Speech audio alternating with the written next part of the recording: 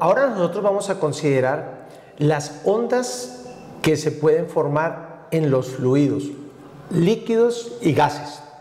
En líquidos y gases no existe suficiente cohesión entre las moléculas como para que haya ondas transversales, no hay esa forma de cohesión. Y la única tipo de ondas que se pueden propagar en un gas o en un líquido son ondas longitudinales. Para eso entonces nosotros vamos a pensar que tenemos un fluido cualquiera y en ese fluido vamos a tomar como una columna del fluido y en esa columna del fluido vamos a considerar por un momento un elemento de volumen que sería A, el área transversal, multiplicado por un elemento de X. Ese es el volumen que voy a considerar. Si de alguna manera le damos como un golpe con un émbolo a esta columna de fluido en esta dirección, pues se va a ir propagando una onda de presión, porque hay un cambio en la presión. También podemos decir una onda de densidad, porque hay un cambio en la densidad, o también lo puedes describir con una onda de posiciones, porque las partículas van a vibrar en cercanía de su posición. Entonces nosotros al sacar este elemento podemos decir que este elemento va a estar sometido a una presión desde el lado izquierdo, que es señalado como una presión que depende de X y de T, y recordemos que presión, fuerza sobre unidad de área, y una presión en ese sentido desde la derecha, que la he señalado como P de X más de X T. Podemos escribir para este elemento del fluido, podemos escribir la segunda ley de Newton y mirar qué vamos a obtener. Es decir, que puedo escribir lo siguiente, puedo escribir, perdónenme, uso este otro marcador, dm, masa, por la aceleración vamos a considerar segunda derivada de s, que depende de x y de t, el desplazamiento que está teniendo ese elemento por dt cuadrado, masa por aceleración, es igual a la sumatoria de las fuerzas. Y de las fuerzas que tenemos esto en ese sentido, voy a tener menos P de X más de X T más, mire que está en este otro sentido, P de X, T. Vamos a meter esto entre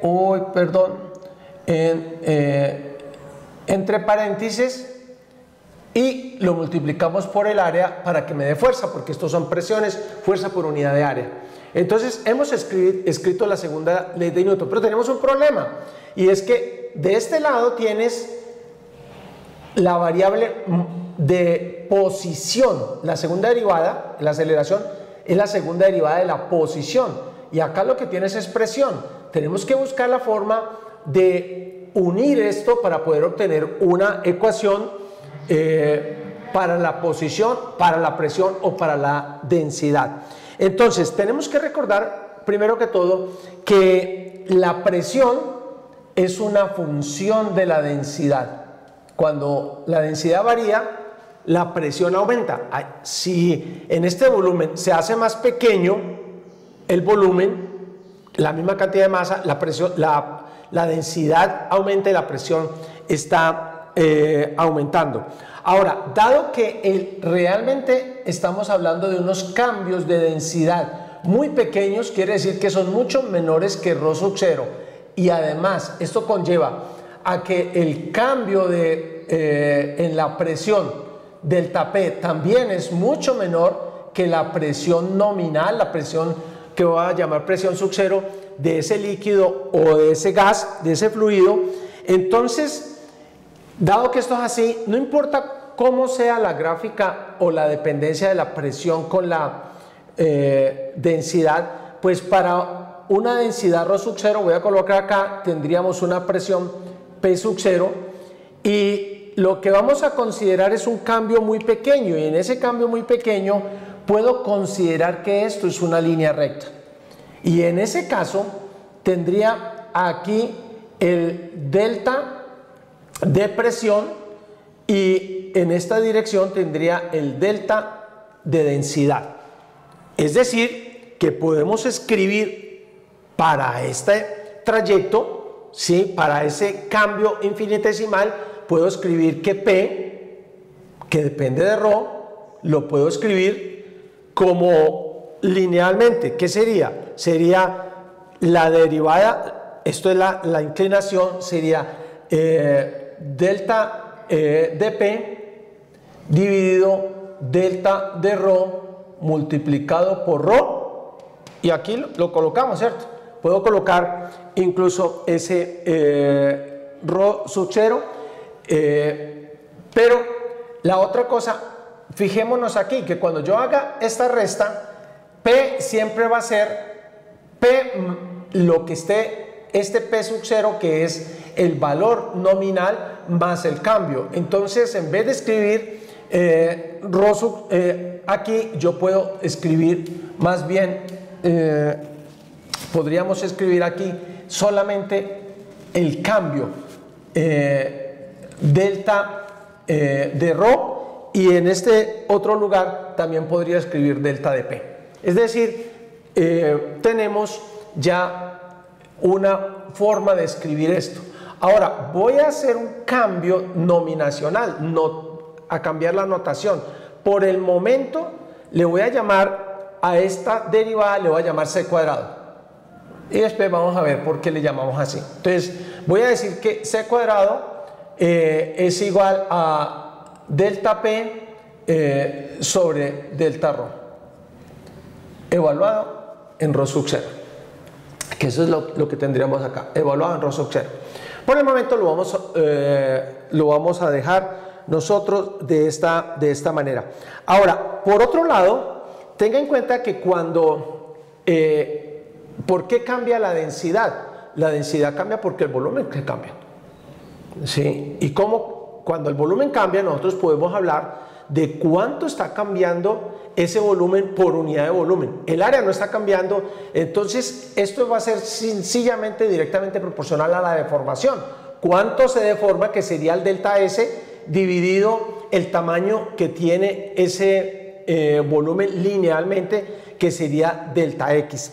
Es decir, que podemos nosotros en ese caso escribir que delta de ρ es igual, ahora, cuando la presión aumente, la deformación va en signo contrario, porque el volumen se va a volver más pequeño. Eso sería un signo menos, y voy a escribir esto como la deformación, que por el momento escribo epsilon multiplicado por ρ sub 0.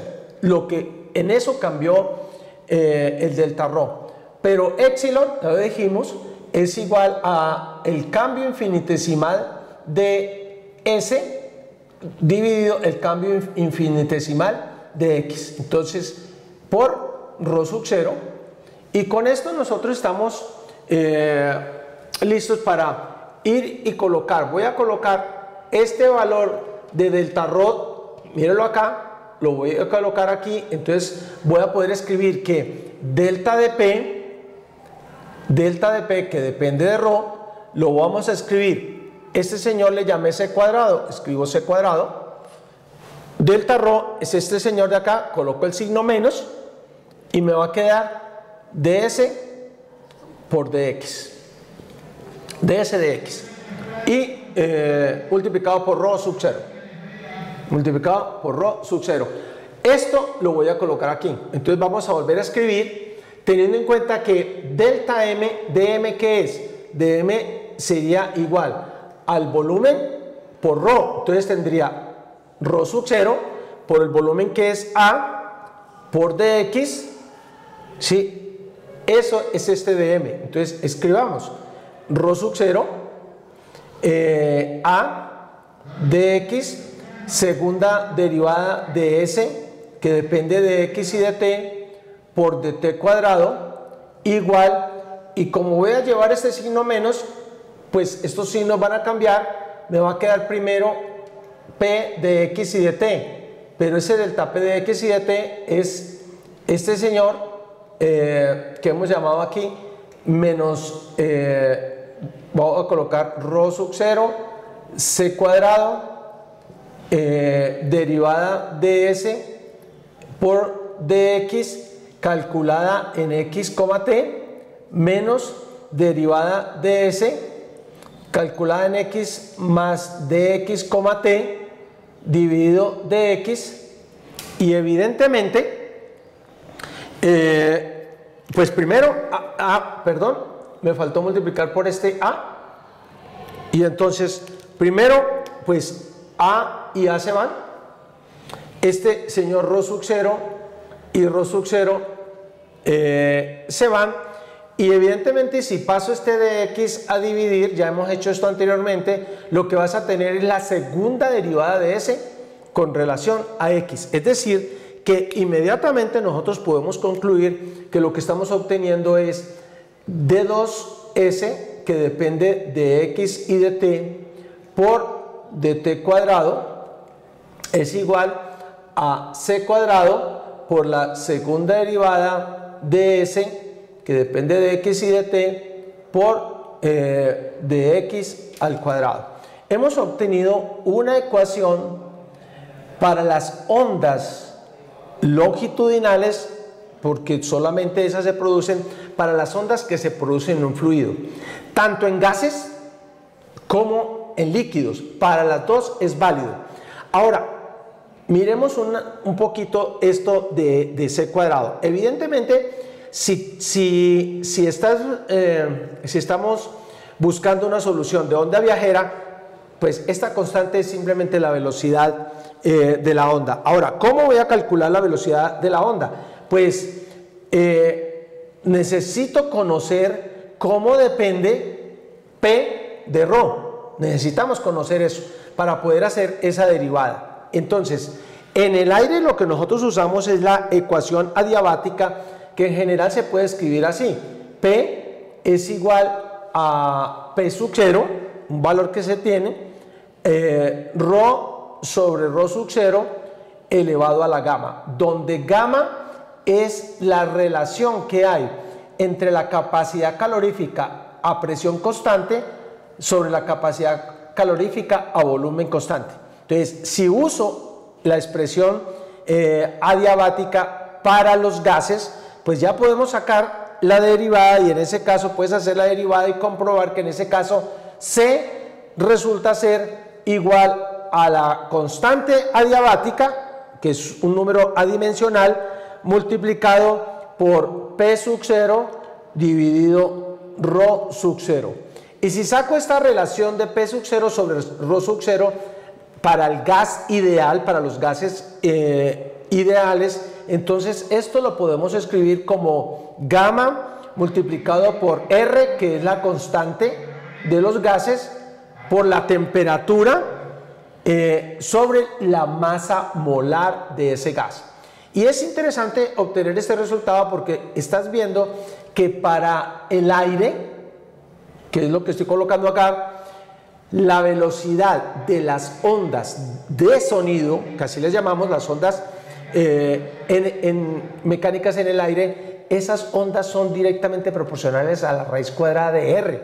Cuando la temperatura sube, la velocidad también de ese gas está haciéndose mayor. Una expresión algo parecida tienes para el caso de líquidos, donde tenemos una expresión digamos que un poco empírica, que puede decir que P es igual a la presión interna, la presión intermolecular, multiplicado por ρ sobre ρ sub 0, los gases, esto cambia muy poco, elevado a un coeficiente gamma menos 1. Ese coeficiente gamma pues es diferente para cada tipo de líquido, pero en la mayoría de los casos esto es un número aproximadamente igual a 7. Y puedes sacar y encontrar cuál es la velocidad en los líquidos, y te vas a dar cuenta que la velocidad de las ondas en el aire están del orden de 343 metros por segundo a temperatura de laboratorio, mientras que la velocidad en el líquido está del orden de unos 2000 metros por segundo, por ejemplo en el agua. Entonces hemos obtenido una ecuación de onda para ondas en líquidos y en particular ondas en el aire, que nosotros las vamos a usar para estudiar algunas propiedades y algunas características del sonido, de las ondas sonoras.